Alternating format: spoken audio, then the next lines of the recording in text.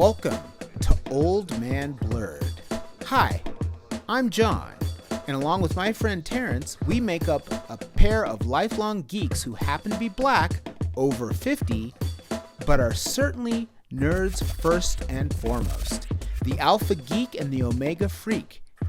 And we welcome everyone. And by everyone, we mean nerds, blerds, and bleaks, cosplayers and role players, geeks and freaks, Marvel zombies and distinguished competitors, Trekkies, Star Warriors, Batmaniacs, and Spider fans, Warhams, Whovians, AFOLs, adult fans of Legos, Tolkienites, Weeaboos, Supernatural hunters and otakus, Ava geeks, Bro stars and Sistars, Pokemon trainers, Potterheads, Bronies, Whovians, Browncoats, and Scoobies, and all nerd properties in between.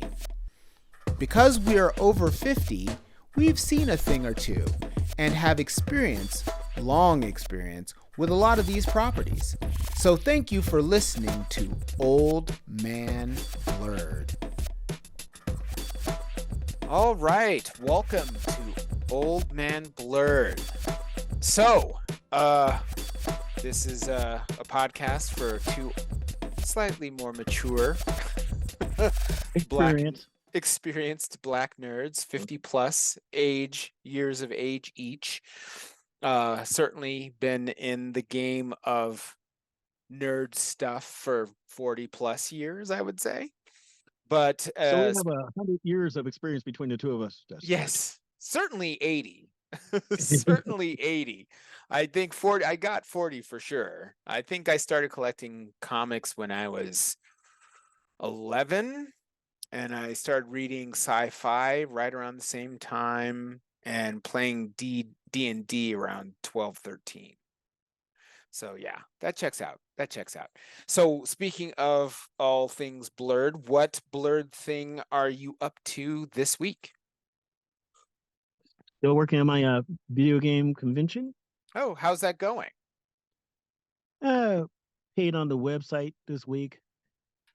And Nice. I saw an Ireland travel commercial and actually had the word in it because I got it from a dictionary because I signed it to the dictionary email. Nice. And it's called, they mention it in, Ireland, come here and practice crack, which is the name of the convention. Because crack is, like it's having like fun. Yeah, having fun at party. It's like is I think it's spelled CRAIC. Yes, and it means having fun, which you would have personal by yourself, you share with others. Yeah. Yeah, you're having a Yeah, I that is one place I really, really want to go to. There's not very many places in Europe that I have any kind of motivation to go to, but England, specifically Ireland, and France. I think that's about it. I mean, I'd go to other places, of course. I don't have any bias, but I would want to see a football match in England. I'd want to go and do a nice tour of Ireland. I'm 2% Irish. I tell people that. It's kind of funny. There's 2% Irish DNA in me.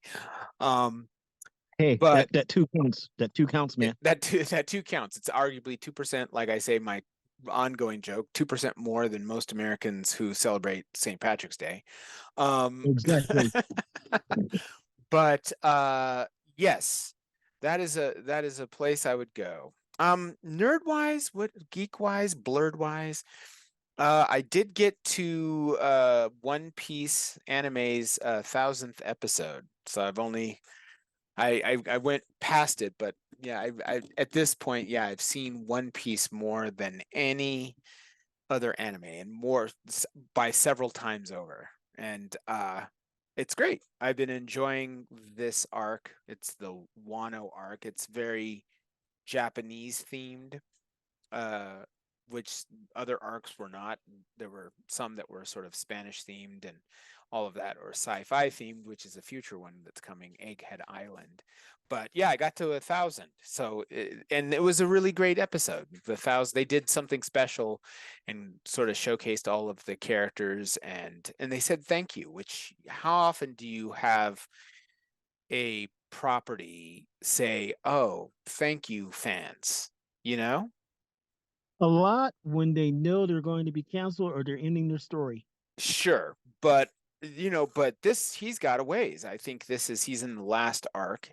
Oda, the writer of and artist of One Piece, um, he's in the last arc in the manga. It's probably still going to be 2 years away, but yeah, it was just like thank you. And I mean, how often do people sort of express that? I think that's great. And being responsive to the fans, because the fans are what's keeping you around. Because not everybody likes anime, not everybody likes comic books, not everybody likes fantasy, not everybody likes sci-fi. So you should really try hard to hold on to your fandom.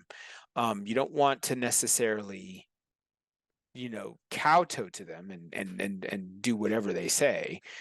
Some guy Right. and some guy on his computer saying, I don't like this. I don't Well, think you there's need to listen to fan those service. guys. There's What? fan service. There's Yeah, fan service, sure, and then there's fan catering. People don't understand the difference. Fan sure. service is like you see a character that you would normally see. Like I told you about the game I played a couple months ago called DC Legends. Hmm. They had a whole bunch of obscure DC characters. That was fan service. Sure. Service to the fans. Right. Fan catering would be more of, well, I just don't like this character, so they need to die. And Yeah, before then, it was planned the character was going to live for a long time, sure, sure. right? Um, Retire out of the story.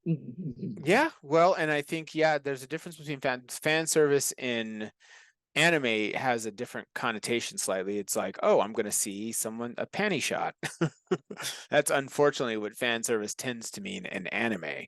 But I think this was fan service in the positive way, the 1000th episode of One Piece, because they showed sort of it was almost like a clip show, even though they were still progressing the story.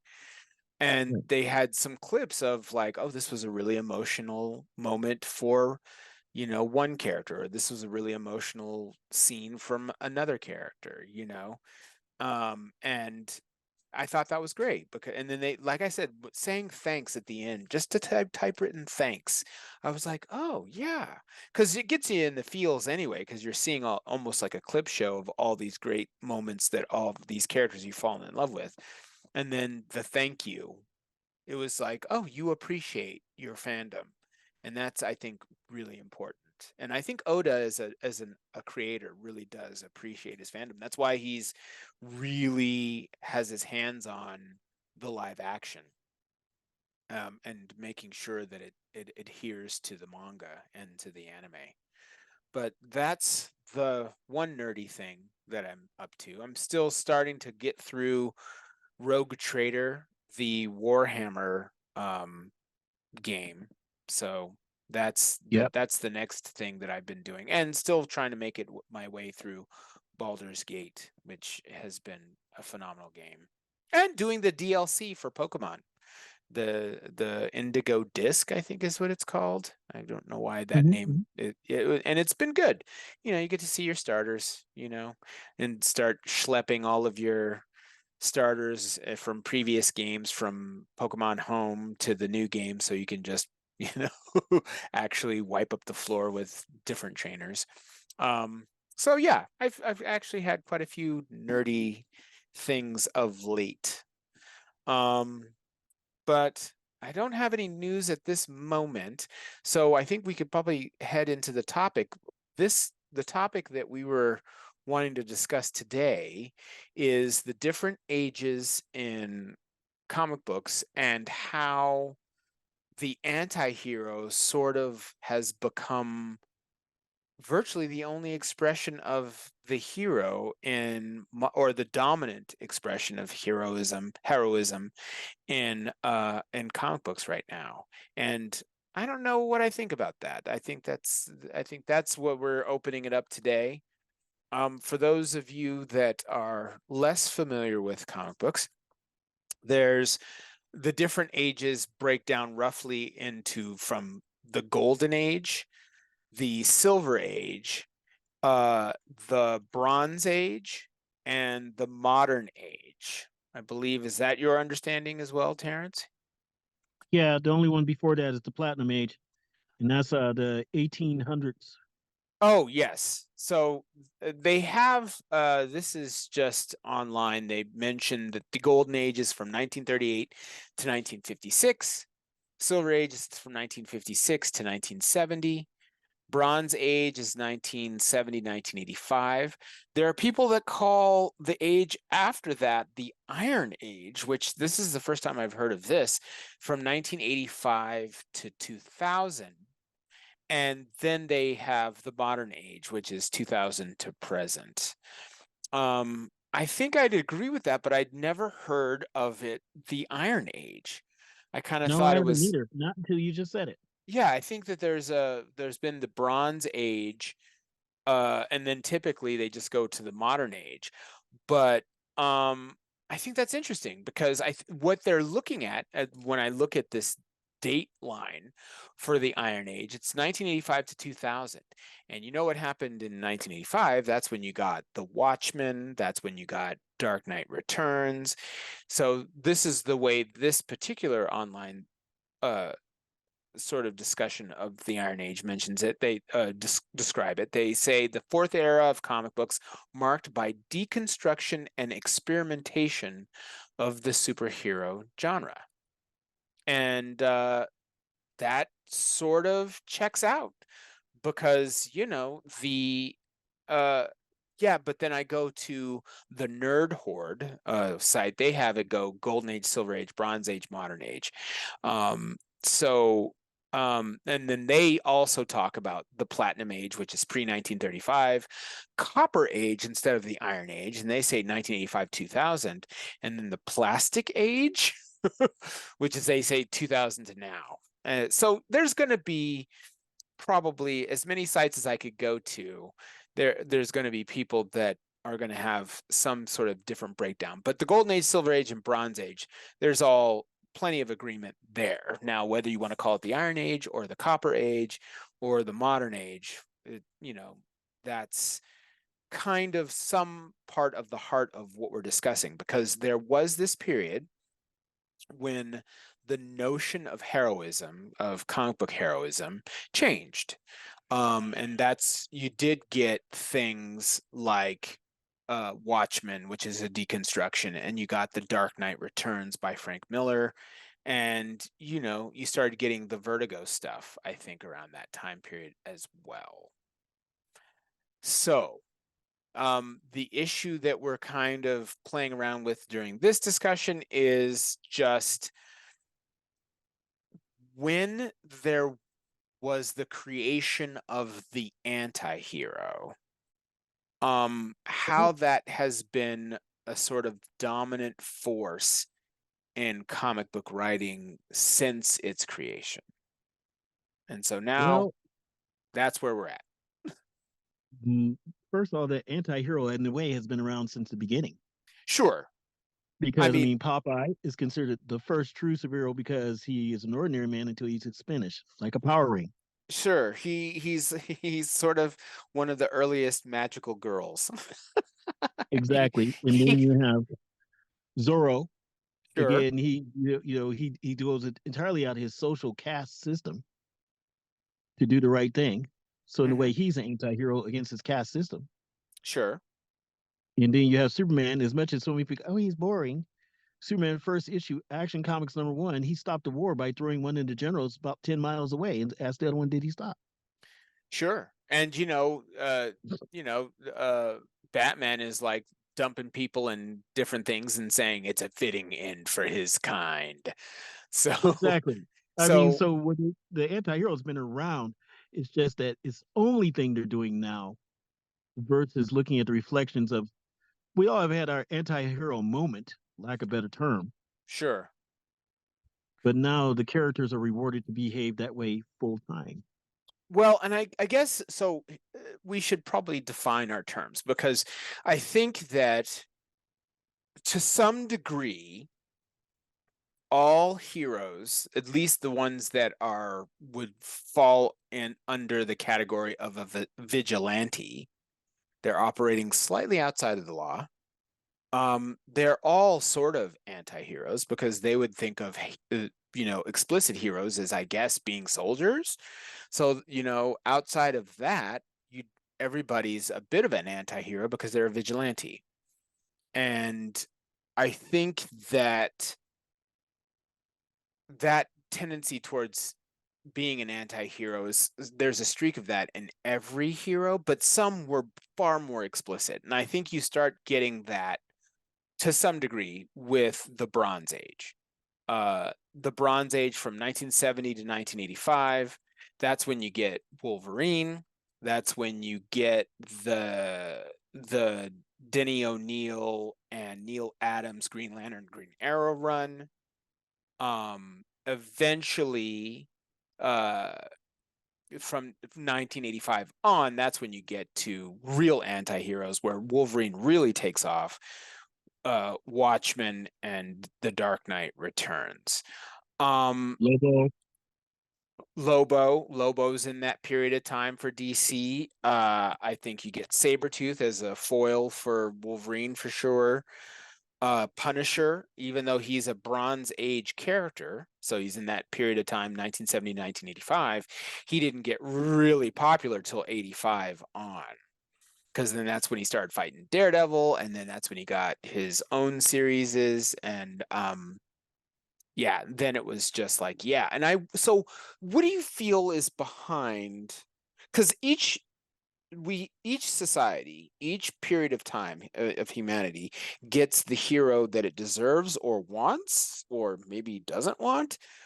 Um, and so in the Golden Age, it was, fighting for truth, justice, the American way, particularly uh, well, later Golden Age. Later Golden Age, early Silver Age was definitely truth, justice, and the American way, I think. Right. I So mean, there it's was, the soldiers come home from World War II, and sure, also the soldiers that were supported during World War II. sure. So, And then the Silver Age, which is marked by sort of the real break there, is with Flash, that showcase issue of the first Barry Allen Flash, and all of the Marvel folks, which you got a little bit more personal drama, particularly on the Marvel side, became a little yeah, bit more realistic. yeah, Still fairly fantastic and still out there. But I feel like the Bronze Age is when you start getting the grittiest folks. That's when you get Luke Cage, you get Shang-Chi, you get, a little tougher of a Captain America. Um, but by the time you get to the Iron Age or the Copper Age, or what some people call the Modern Age, 1985, yeah, that's when you get the anti-hero. That's where you have Batman saying, "You don't understand. This is this floor isn't a this is an operating table, and I'm the surgeon." yeah, yeah, Breaking people's arms on purpose. yeah, yeah, yeah. That's All-Star Batman. That's not standard Batman. That's All-Star Batman. Sure. Yeah, where he says, "I'm the GD Batman." I edited that just in case so that I decide that I don't want explicit content for this podcast. Yeah, where Frank Miller was, yeah, the all-star Batman was like, of course, he's just cursing the entire time and doing terrible things. Um, so, oh, forgive my dog, ladies and gentlemen. He's obviously found something. Let's see. Maybe there's someone out there. Oh, yep, there is. So hold on 1 second. Let me deal with my dog. Welcome. All right. Sorry about that. Um, Mm. this period of time, people are getting motivated to leave the house. So there's dogs and all of the things. What was I saying? Just You were talking about the anti-hero. You were the talking anti. about how Marvel was, they made them more down to earth, if you will. Sure, and then the Bronze Age, they got started to get fairly gritty. So Now, they the start. interesting thing about that is that sometimes when they do the anti-hero, they get full of themselves. I'm talking about the writers like now the Maker, with Mr. Fantastic. Making him evil is basically okay. Everybody's beneath him as far as his actions. And Mhm. realistically, you have the anti-hero will be Doctor Doom, who just his only caveat is he wants to be respected as a leader. Sure. So Sure. And I think that now I think the thing about the anti-hero that I would say that I'm somewhat concerned about is the fact that um it the grim and gritty thing starts to become a bit cliche and it gets to be a bit tired. Just like I imagine every age, the golden age got a little bit tiresome, which is why you had the silver age. The silver age got a bit tiresome, so you had the bronze age. And each one is an evolution in the storytelling. But I feel like maybe the anti hero thing has sort of become a bit more tired as well. But it doesn't seem as though much is happening in the way of evolving it past that. It's much more like, well, maybe we'll go back and revisit these older tropes of, Superman, for instance, of being just a regular sort of hero. That's why all that sort of Tim Sale, Jeff Loeb stories where they sort of revisited everything, like Superman for All Seasons, and I think they did Spider-Man Blue and Daredevil Yellow and Hulk Gray, where they just yes, went back to the Silver Age and retold those stories because we sort of painted ourselves into a corner. You've already done the Golden Age type style. You've already done the Silver Age type style. You've done the Bronze Age type style, but you can't completely revisit the Bronze Age because, it's not all urban squalor anymore. And so, you know, and then so there's the anti-hero, the Deadpools, the Lobos, the Wolverines, and the Fausts, the all of those guys. So now it's just people sort of revisiting sort of that silver age, golden age kind of attitude of, oh, let's just tell a sort of whimsical, fun story where it's not necessarily super dark and super gritty. Um, the so are we interesting at thing, the end of history when it comes to these things? great choice of wording, because we're about to say Marvel has a lot of in stories that they've been doing in the last 10 years. Apocalyptic, the Day of Heroes, the Sure. Year of Heroes, the Arrow of Heroes. Well, DC, on the other hand, they keep going further. One reality, Supergirl is by herself and has no children, nothing, and she dies of old age because her powers start to diminish. Hmm. You have another reality where she lives long and has children. Well, So, the I mean, multiverse has become much more important in the last, whatever this age is, the modern age, I don't know, Iron Age, whatever we're calling it. Um, it's the multiverse is important because you've painted yourself into a corner in terms of what kind of stories you can tell. oh, I totally agree. And that's what DC has done is they say multiverse for all these different variants. But Marvel has made it quite clear that a lot of times and stuff, this is the way it's set at the moment. At the moment, then of course it becomes a multiverse. My issue is if you have any ability or power or influence that can go beyond you, Hmm. it shouldn't always be that you dread it or regret it. Because Marvel is notorious for that. Now, DC, they're notorious for, everybody's beneath me, I'm a god, blah, blah, blah. But Marvel's the other end of, That's I true. have It this seems. power, I can't do anything with it, or Sure, there's always angst. exactly. The Marvel characters, the Silver Age brought in the angst because it was Daredevil. I'm blind, but I have these superpowers. The Fantastic Four, you have the thing where it's like, I'm this monster. Spider-Man, it's like, I can't get a job, I can't keep a girlfriend, but I gotta save people because I feel guilty about Uncle Ben. Excuse me. Right. And so, yeah, that angsty piece is tough. We haven't entirely unearthed that part of the Silver Age because I think that each age has informed each consecutive next age. The Golden Age informed the Silver Age. The Silver Age informed the Bronze Age. The Bronze Age informs the Modern Age or the Iron Age or the Copper Age or whatever you wish to call it. And so as a point of realism, there's this need to say, okay, what's this guy's love life like? What's his job like? Um, and arguably probably because the average comic book fan is not a preteen. It's not a teenager. The average comic book fan is probably 30 or older, I 20, was going to late say just 20s. below us, Yeah, just below us. probably. Yeah, probably millennial and older. I mean, I'm sure there's uh some characters and some, I mean some readers, not characters, some readers uh that are uh younger, but I think by and large comic books are have become an older fans game. And because of that, it's like that work-life balance stories do make sense. Um, but I think one of the reasons why there was a return to DC is because I think people did get sick of the angsty, grim and gritty stuff that was happening with like Wolverine and the X-Men and Punisher. Well, I mean, because to me about Marvel is as I got older, because I've always been a DC fan, but as I got older, I actually like Marvel. But what I don't like about Marvel is three things. Best example is, yeah, I'm a Godzilla freak, but they have American Kaiju, which is basically a guy who could become a giant monster. Okay, okay, whatever.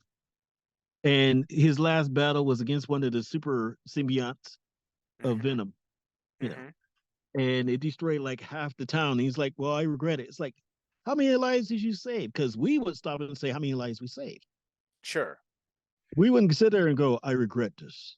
You Well, know, and I think that it depends like so much on the reader because they're really in the average superhero battle. Um, which is one of the reasons why I kind of liked the story Damage. What was it? Damage Incorporated, I think it was. damage I control, damage Damage control. Control. That's right, Damage Control. One of the reasons why I like Damage Control is, and I've always wanted to write like a comic book called like Regular Joe's, which takes just one regular person and his or her view of some crazy event that everybody who reads comics knows about. What was their perspective? That's what was the brilliance of Marvels, because it was that photojournalist while he was seeing the Silver Age Marvel Universe happening. He's like, yeah, Galactus is this huge dude. What would a regular human look like under that? And Damage Control was the same way. It's like in the average superhero fight, no less than a dozen people would lose their lives. I mean, you're throwing buildings around, you're throwing cars around. You're in the middle of a city. There's no way that people are getting through that unscathed. What would the insurance adjusters of a situation like that be? What kind of insurance can you carry in Metropolis? It's like, well, you can. This is how much you get in the event that an alien comes to attack Superman. This is how much you get in the event that a car goes through your office. I mean, who's getting covered in these situations? Because I mean, you would really, in realistic terms, and these are Silver Age to on, Silver Age, Bronze Age, and on. Yeah, there's some collateral damage. There would have to be. That was one of the reasons why I thought it was Amazing Spider-Man 36. I don't know if you remember that issue. That was the 9/11 issue of Spider-Man, Amazing Spider-Man. Yes, yes, I remember that It one. was by Straczynski, who used to write Babylon 5, I think. Right. Um, he wrote an episode where it's all these heroes reacting, and they had Doctor Doom crying and all this stuff, and I was like, come on, you guys have literally, Doctor Doom himself has destroyed that much property. Well, see, that's the point of that case was that it was. I'm not going to say Doctor Octopus did it best. It was about 5, 6 years ago. A group of Spider-Man villains were going to destroy the world. They were just going to destroy the world. And Dr. Octopus saw that this plan would work. There's no way around it. It would work. And he found a way that he could stop it at the last percentile, for lack of a better term. Hmm. Not second, last percentile. Like, last 90 to 99% of success. Hmm. And they were like, why the hell you do this? And he's like, where we're going to go. What? Where we're going to go. Tell me where we're going to go. And I'll let it keep going. Sure. What do you do next is the thing. Right. It's very interesting how they've changed Dr. Octopus as a character. I mean, he was never a joke, but there have been periods when he was more of a joke and less of a joke. And I think some of the best Spider-Man writing of recent years was the Superior Spider-Man when he took over Spider-Man's life. But he's a I smart agree. dude. He's a smart dude. I think Old Man Logan, again, this was the height of sort of the anti-hero grim and gritty stuff when all the heroes end up fighting the all the villains end up teaming up and fighting characters they don't normally fight. Like Mysterio gets spoilers. Mysterio, but this is a 10-year old property at this point. Ends up can Mysterio, a Spider-Man villain, ends up getting Wolverine, an X-Men, to attack all of the X-Men because Mysterio can, get them to mask. He can mask their scent and he can make them look different. And Wolverine kills all of the X-Men and just goes nuts. And it was a great story, but it was bleak. It was real bleak. I mean, all of the heroes, except a very few, were left alive. And I think that's the problem with the anti-hero thing is that it, like Dr. Octopus is saying, where do you go from there? You know, I mean, there's only so many people you can continue to kill or Well, continue. yeah, that's the same thing that when they had the Marvel Spider-Man zombie Spider-Man. Oh yeah, the Marvel Somehow zombies. yeah, he somehow crossed over into another reality, Hmm. and he proceeded to kill like three or four of the villains. Hmm. And they're like, "What happened?" I mean, one of them was crying, literally crying. What happened? This is supposed to be a game. We go to jail, we get back out. What the hell happened? You Hmm. know. And then the Sandman winds up killing that reality's Spider-Man because he thinks it's the same person. Sure. You know. Well, and And but that's these places that they're painting themselves in a corner. How can you what other stories are you going to write aside from multiverse stories? well, that's when they start saying the human story and all the other things. I mean, the problem with, and I've said this before, is it's just like the pantheon of the gods. You know, you have stories of Zeus where he is a good father and a good husband, and you have stories that he's nothing but there's a hole he would go. Sure. Okay. Sure. And I mean, It's like I'll turn into a swan. exactly. I'll turn into a bull. Why not? Exactly. And it's the same thing. I mean, they have Hades be a good person, and they have Hades be evil. So I mean, we're getting to the same point that the modern gods, our hobby, geekdom, and that even goes to Star Wars and Star Trek. You know, because in Well, Star Wars and Star Trek, you Captain Kirk loses in a space battle or loses against odds. We're going, what? What? No, whoa!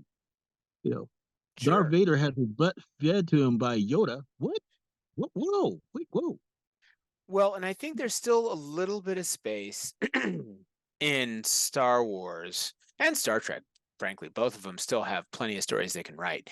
The limitation of superheroes it's the problem is that within the container of superheroes, there's only so many stories. It's kind of like the guitar.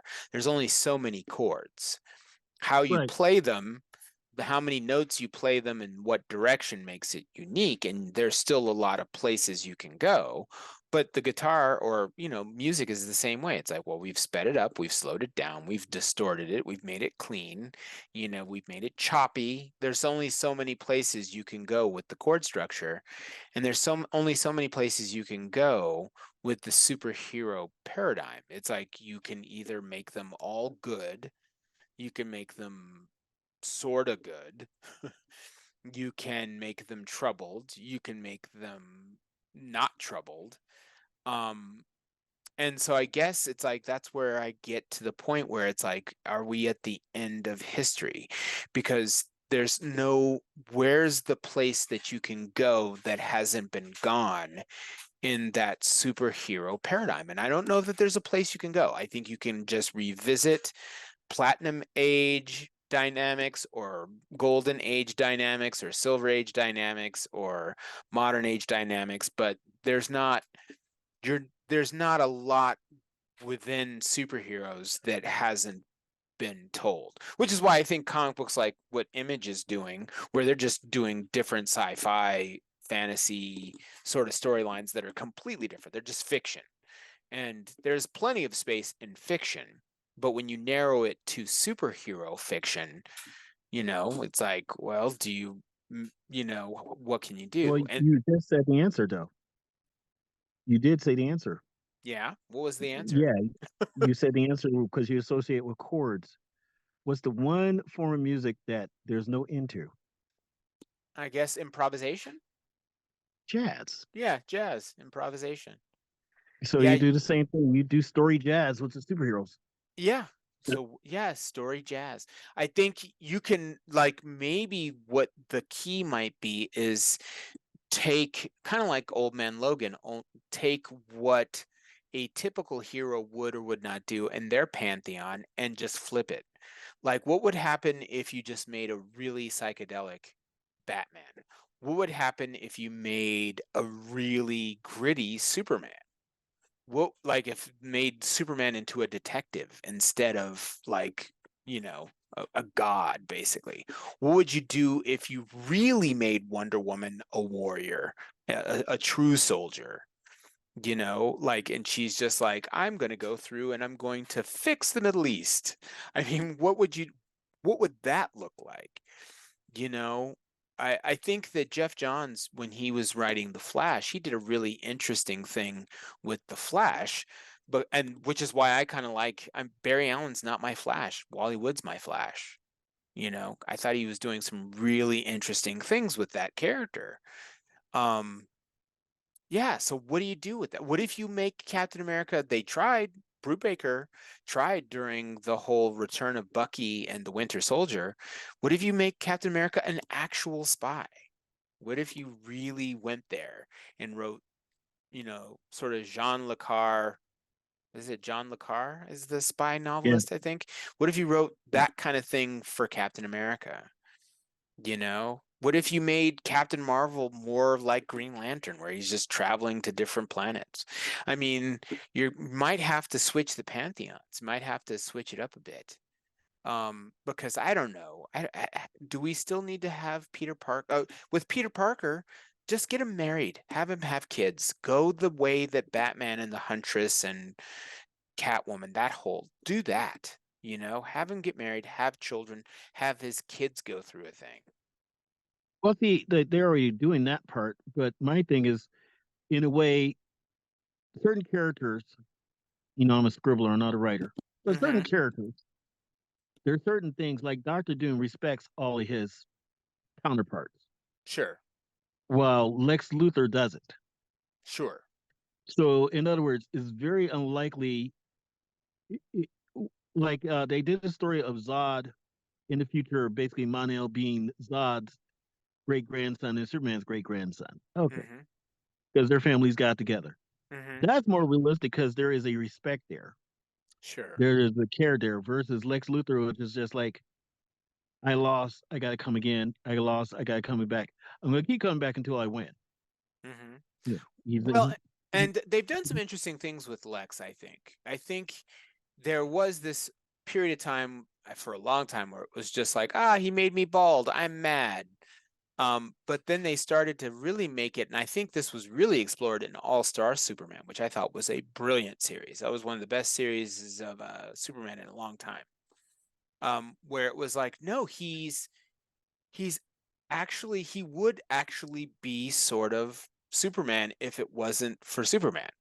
He would be the brilliant industrialist inventor Tony Stark type who's inventing things and curing things, but he's living constantly in Superman's shadow. And I think it would be much more interesting to take him and say, have him, instead of trying to be president or try to destroy Superman in some way, why not really explore him going, screw it. I'm tired of beating Superman. I'm tired of that being this dominant force in my life. What if I just become Mr. Fantastic? What if I just become, you know what I mean? What if I just do oh that? yeah, Or what if he just becomes Doctor Doom and has his own little town and makes their lives perfect? you Well, know? that's what they kind of did in the Titans. Even though Lex Luthor only appeared on the screen for basically 5 minutes, the Hmm. whole buildup of the story was he wasn't a standard villain. His father was a butt, because it's like, well, my son's a better scientist than me. So they had that little angst between them. But Lex Luthor wasn't a good guy, bad guy. He just said, how come this guy is not affected by bullets? Hmm. How come this guy can fly?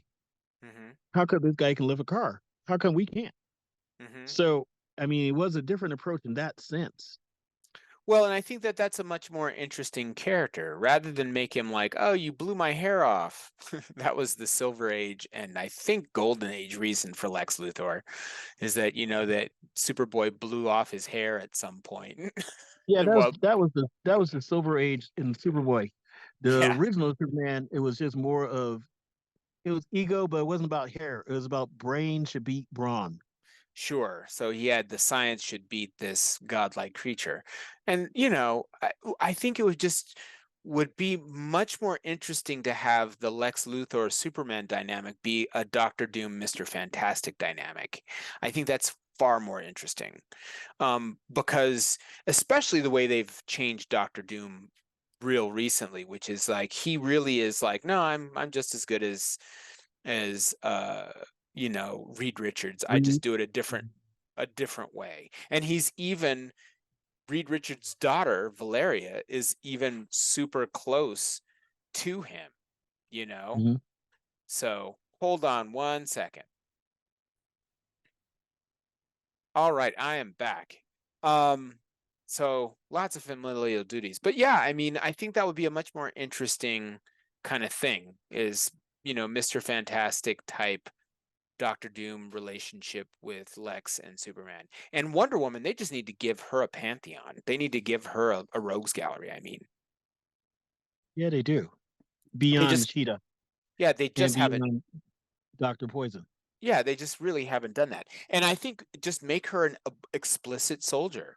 Like have her get swallowed up somehow by the military industrial complex and have her really question it, but kick ass for a bit and then go, "No, I'm actually fighting for industrialists in this war. I'm making war the war machine more wealthy. I'm not really doing anything good because she is a warrior. So that seems like that would be the perfect thing angle to have her be part of, you know? Well, yeah. I mean, it's the same thing to a degree. It's like Marvel should make because a lot of their characters, as you say, mutants. But the other new thing now is the super serum, super soldier serum. As Sure. far as a lot of characters connected to that, even if it's like 4 or 5 other ingredients to the recipe, as the saying goes. Sure. And so And I'm just saying, and that's not a bad thing. But again, if you're given this gift, whatever reason, mhm, it shouldn't be like I said with the inks. Everything shouldn't be the inks. It could be like I would go the route of the Invisible Man. sure. And what I mean by that is the Invisible Man. They say the formula makes him mad. When the Sure. reality is not the formula makes him mad. Is two things. If you're already disposed to the idea of being mad, yeah, you're going to be halfway there because you can't see yourself. Sure. And you can't have your body define you in some ways. Yeah, you don't have the conscience. That's the whole point. Is that without seeing yourself, does a man still have a conscience? Sure. And you think about it, if a person is Buddhist, which is self-reflecting, they probably could still do very good. Yeah, they could just be the guardian angel that's, blocking cars and, you know, had catching cats out that fall out of trees or whatever. Well, so there is more room. There is more room for storytelling. There is a place to tell decent stories still. Right. So it doesn't You know, have to be all anti-hero grim and gritty, or at the very least it doesn't have to be that kind of grim and gritty, because I think the Wonder Woman story that I'm proposing, I think that would be gritty because at a certain point, if you're a soldier and that's what a warrior is just an ancient form of soldier, you're going to have some PTSD there. That you could have a moment where she's in a war and she just threw a tank through a building and there's a little kid there, that's the collateral damage. You could tell that kind of story with her. Well, yeah, that's nature versus nurture. Sure. And You it's know, like she's just like, oh my God, and then that starts her on this reflection of maybe being a warrior in this regard isn't what I should be doing. Um, so you can look at that and you can I think people would really uh would follow. I think Batman, you're tough. I don't know what you do with Batman because he has become the anti-hero for DC in large respects, I think. he Dark swings back Knight, and forth yeah, because they kind of use Catwoman and the Robins, his brothers, if you will, the as a Batman family family. buffer. Yeah, Yeah, I'm saying they kind of use it as a buffer. they prevent him from going truly dark with his family. And I think the Bat family has been another really good addition to the lore with Batman, is like really making Dick Grayson like, no, he's legit. He could be Batman if he wanted to, and he would probably be a better one in some respects. Um, Yeah. and I think that's been so. I feel like Batman's not in stasis, but I think that rather than go with the tropey anti-hero angsty stuff, just, really look at the character and say, what would that really look like? Some of these characters just need a good rogues gallery. Wonder Woman's classic example of that. You know, did you ever read Daredevil's Born Again? The No, I didn't. Mazzucchelli. It's really good. It was Frank Miller and I think David Mazzucchelli was the art, and it was basically the Kingpin. Spoilers. They're going to do I think a television show of this storyline, Born Again. The Kingpin finds out his identity and just like a mafioso blows up his life, just destroys his life. It's kind of his extended version of Killing Joke, which is I'm going to, destroy this guy's life and see what happens. And it really was one of the best Daredevil stories really ever. They could certainly do something like that with some of the DC characters and have a sort of a born again situation where what happens if your rogues gallery finds out your identity? What does it look like then? Well, that's kind of what they try to do with the top anti-hero, which is Deadpool, which Sure. basically make him totally, you know, don't give a f because he has nobody. And I'm talking about in the comics versus the movies. So Yeah. by not having nobody, it doesn't matter to him what you do because he'll come back. Yeah. Yeah. I mean, there's places to explore without having it be stuck in this sort of gray area of the anti-hero. So anyway, there's that conversation. Yep. No answers solved, but we have some ideas. So DC, Marvel, give Terrence and I a call. We will perfect your universes completely. You don't have to continue to do these hard reboots of crises and secret wars. Just, you don't have to. Just write decent stories. Write decent stories. That's all you got to do. Yeah, that's You all you have know, to do. And, explode. and and and try to be fair with your prices. That's the other thing. Yeah. Gosh, what really what grinds my gears is that digital comics were the same price as comics. You should actually get a deal for the digital version, I think. Either that or do it the other way. I mean, seriously, you want paper to still exist, to have a set price of 5, period, no matter what, and then make digital be like 10, but you have it for so many years or whatever. Well, Period. the thing that bugged me is I was like, man, if I'm gonna get a digital comic, I'd rather have the hard copy anyway. I was Exactly. only wanting digital, but because I have to save on space. There's only so many comic boxes you can have. I mean, at my peak, I had like, There is no such thing. yeah, right. At my peak, I had nearly 40 long boxes, and that was the garage. Like You you know, I said, there is no such thing. I do not know you. yeah, I had to let go of a bunch of that. Just well, both for financial reasons as well as space, um, but yeah, that's I think that was a good discussion. I will have to think about like what age they want to call this, that 1985 to 2000, because Iron Age, Copper Age, I don't know. I feel like Iron Age feels like that goes backwards. It's better to say golden, silver, bronze, and then I don't know, titanium. Oil, oil. Yeah, foil age. I mean, I just it doesn't when you're going to the Iron Age. I mean, in history, the Iron Age is the one of the earlier ages, so it kind of defies the timeline. It's like it should Well, be they're trying to something. do values. They're trying to do values: platinum, gold, silver. Yeah, sure. Uh, I feel like plutonium age. Right. The, I don't know. But so where can people find you, Terrence? Where can they email Drakestorm you? at gmail.com. Drakestorm@gmail.com. You can find me at urbandharma8@gmail.com or that's so quantum@gmail.com. And so, yeah, give us your thoughts and opinions on these different comic book ages and the role of the anti-hero. Is it too dominant? Is it oppressive? Or are we seeing some motivations and movements in different areas? I think it's probably a little of column A and a little of column B. Yep. All right. Well, on that note, we like to sign off and say, don't be a stranger.